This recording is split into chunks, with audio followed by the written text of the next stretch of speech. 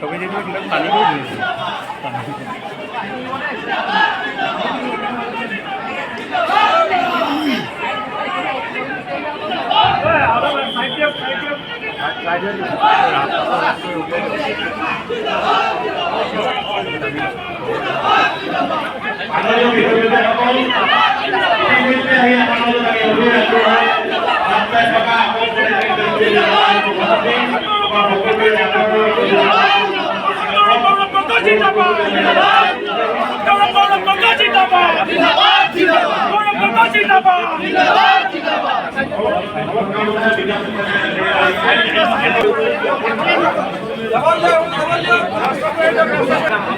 আমি এখন ন্যায়ৰ যুদ্ধ দিছো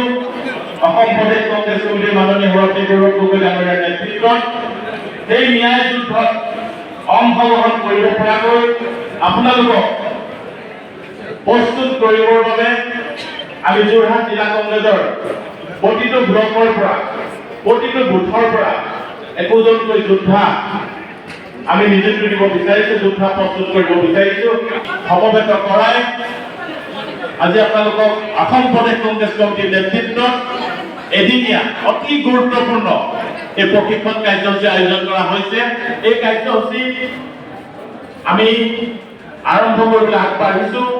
ইতিমধ্যে আহি আমাৰ মাজত আমাৰ বিশিষ্ট ব্যক্তিসকল আহি উপস্থিত হৈছে গতিকে কাৰ্যসূচী প্ৰথম কাৰ্যসূচী হিচাপে আমি আদৰণি কাৰ্যসূচী